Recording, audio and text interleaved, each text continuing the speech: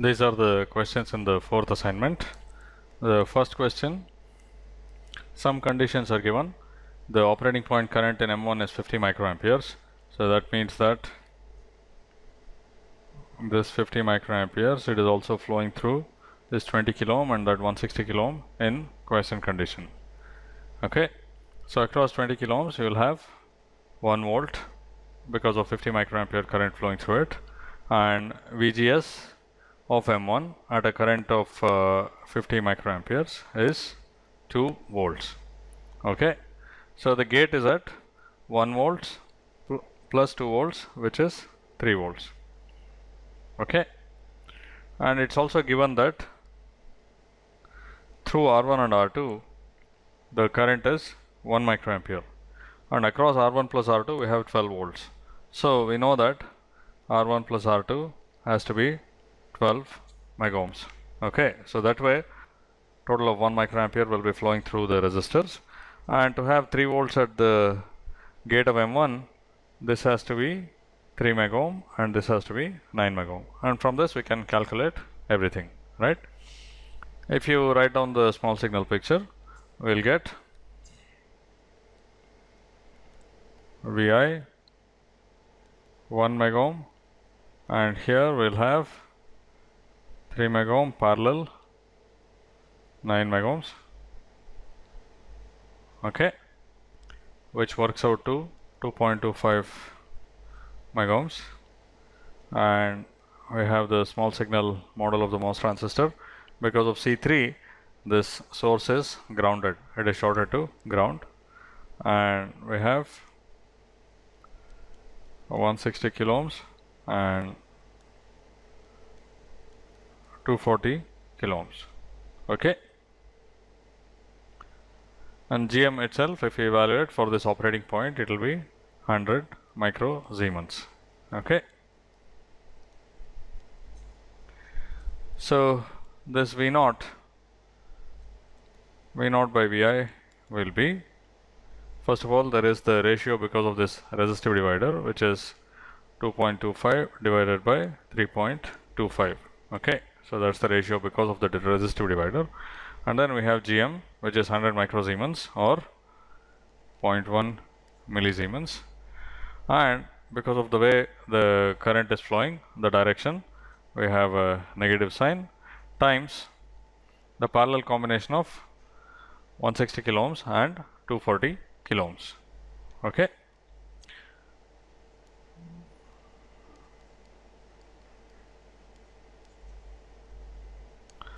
which comes out to 96 kilo ohms. Okay, so the gain of the common source amplifier by itself, if this division was not there, would have been minus 9.6, and with this division it will be minus 6.65. Okay,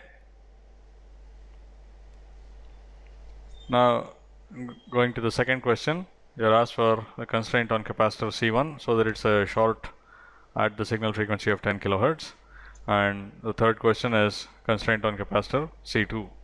Okay, C1 appears here. Okay, in this picture I've already assumed that it's a short circuit, but it appears there, and the total resistance across that is this plus that one. Okay, that is 3.25 megohms. So C1 has to be much greater than 1 over omega, which is 2 pi times 10 to the 4 radians per second, times R, which is 3.25 times 10 to the 6 ohms, which you can calculate to be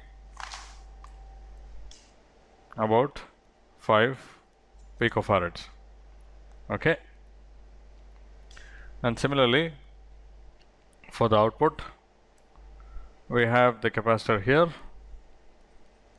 C2, and the total resistance across that is 160 plus 240 kilo ohms or 400 kilo ohms.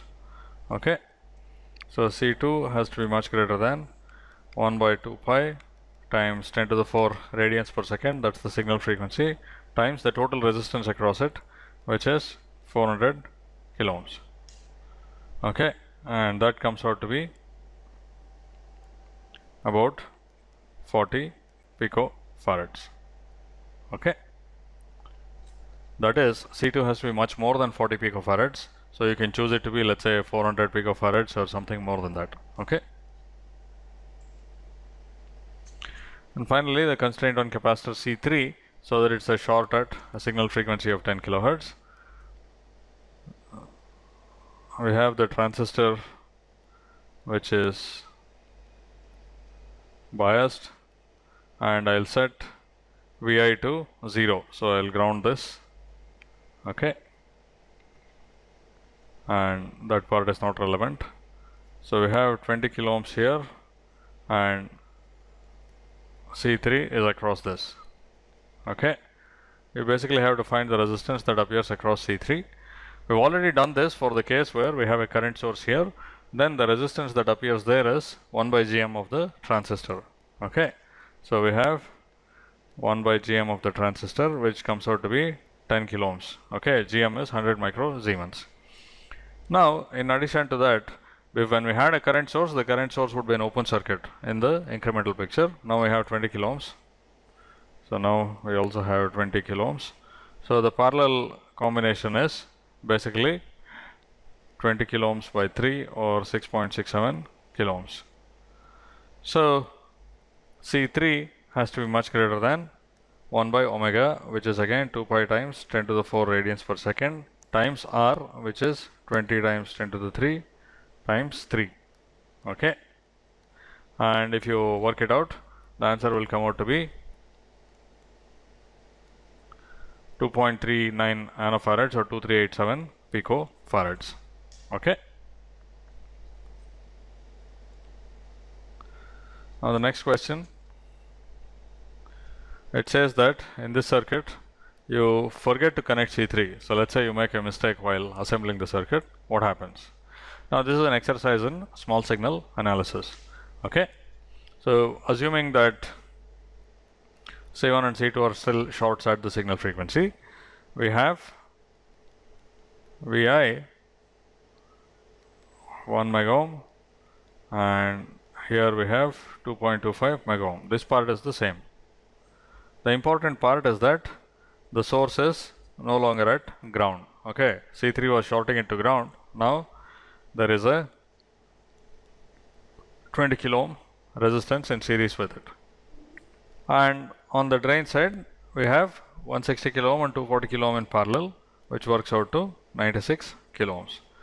And the most important thing to remember is VGS is here. This is the source terminal, this is the drain, this is the gate, this is VGS. Okay, not the voltage between this point and ground. So this is Gm times VGS. Okay, so first let me call this voltage Vg. Okay, I know that Vg is 2.25 divided by 3.25 times Vi. Okay, now this voltage here is at Vg minus VGS. So the current through this is basically Vg minus VGS divided by 20 kilo ohms, and this current has to be equal to whatever is coming from Gm, and that is equal to Gm VGS or 0.1 millisiemens times VGS. Now from this you can solve for VGS, right? So VGS basically equals 0.05 millisiemens times Vg divided by 0.15 millisiemens, which is Vg divided by 3. Okay, so whatever voltage is here, only 1/3 of that appears there. The output voltage is straightforward. It is this current Gm times VGS times 96 kilo ohms, with a negative sign. So V0 is minus Gm VGS times 96 kilo ohms. Okay, and if you substitute everything, you will get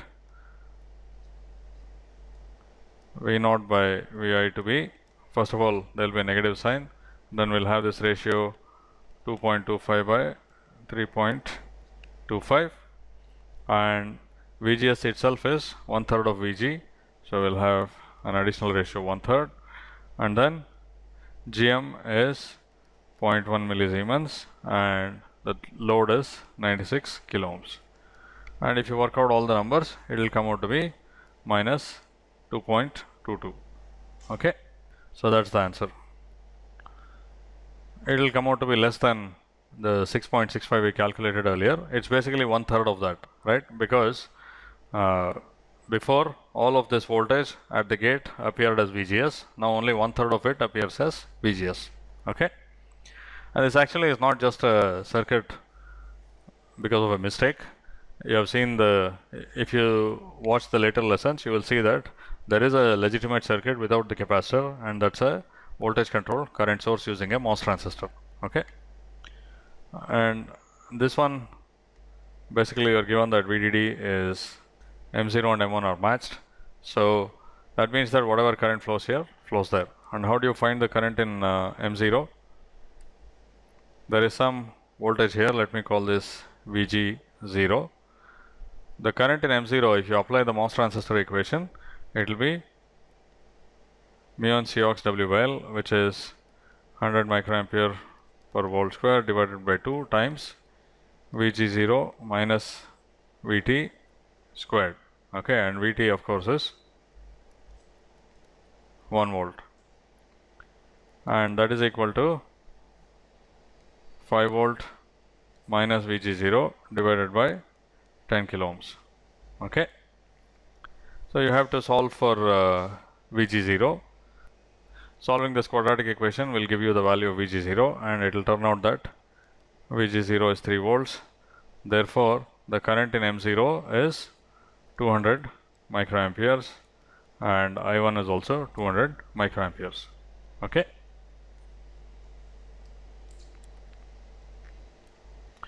Now this question asks for, if VDD increases to 5.5 volts, determine the increase in I1. Okay. Now of course you can simply change this 5 volts to 5.5 volts and find the answer. Okay. Now I specifically asked to find it using the incremental picture. What does it mean? You think of this 5 volts, and let's say you have some increment delta V. Okay. And this 5 volt corresponds to the operating point. At the operating point, you've already found out that we have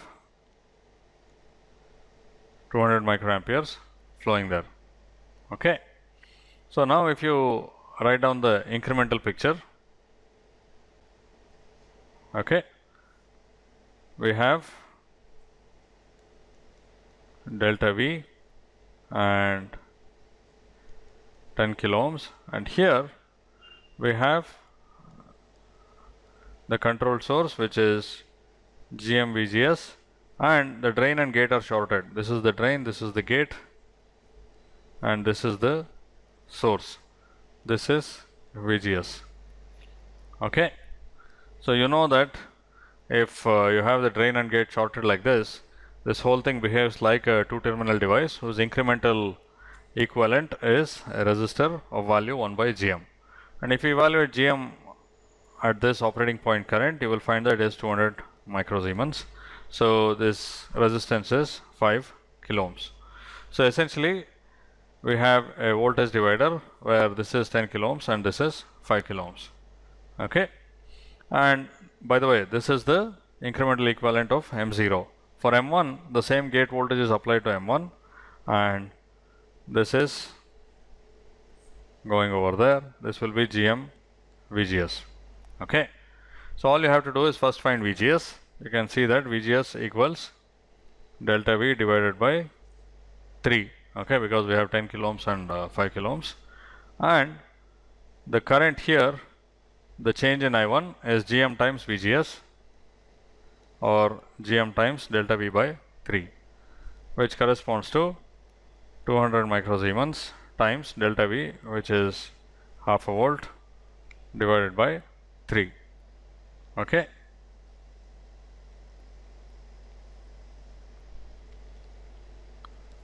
And that's basically 33.3 microamperes. Okay. And if you just resolve the nonlinear equation with a new value of VDD, you will get something very close to this. Okay.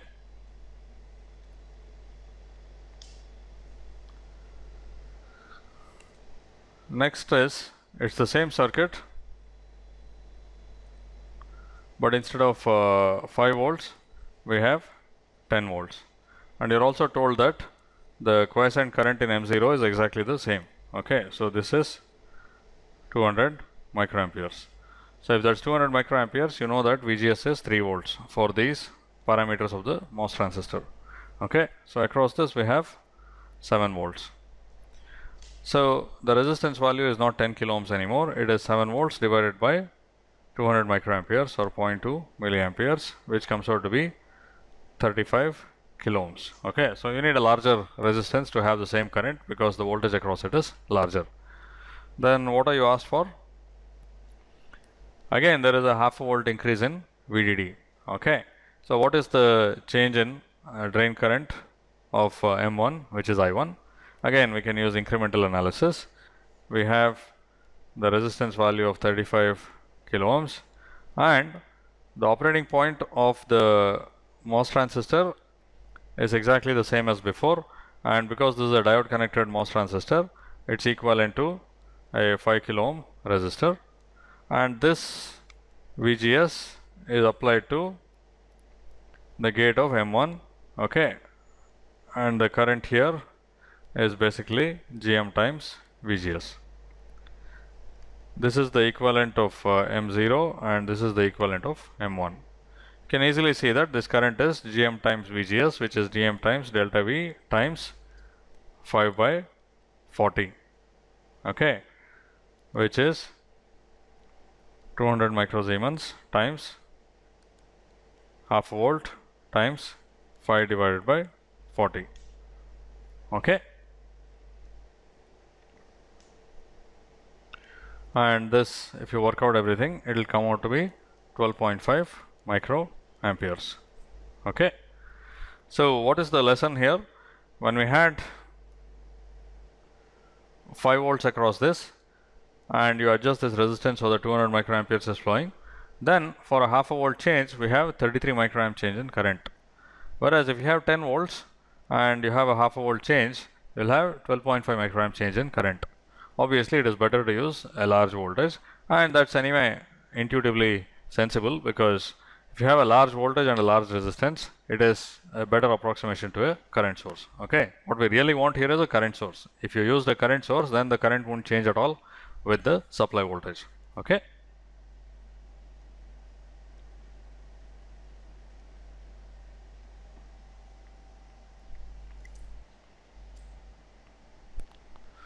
Now in this in the last two questions, you are given two circuits and you are asked to find VO by VI. The operating point is already given to you. Okay, VGS at the operating point is 3 volts, so that means that this is 200 microamperes. Okay, and this here is diode connected. Okay, you can of course write the full small signal equivalent and see what happens. In the incremental picture, we have Vin over there and GM times Vin there. Okay, so Vin is applied as VGS to this transistor. Okay, and here we have a transistor whose drain is connected to the gate, and they are both at small signal ground.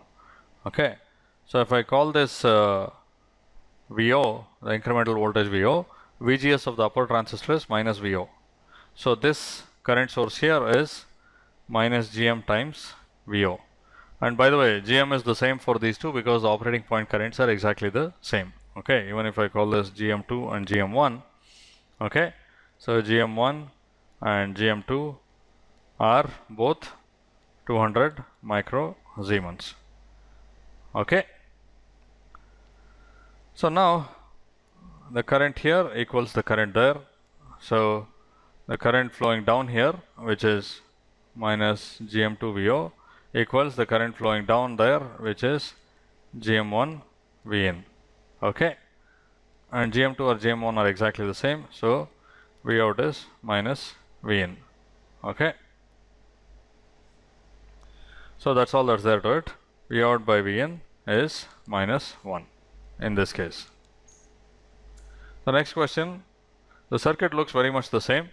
Okay, the difference here is that you have 3 volts here, so this will be 200 microamperes. Okay, and there is a fixed current of 150 microamperes, so the current here is 50 microamperes. Okay, the small signal picture will remain exactly the same because this current source becomes an open circuit. The key difference is that GM1 and GM2 are now different. GM1 is 200 microsiemens because the current through the lower transistor is still 200 microamperes, and GM2, because its current is only 50 microamperes, it is 100 microsiemens. Okay, now exactly the same analysis and this equation still hold, except that now V out is minus GM1 by GM2 times Vn, or minus 2 times Vn. Okay, so therefore V out by Vn is minus 2. So in this case the answer is minus 2. Okay, so that completes all the problems in the 4th assignment.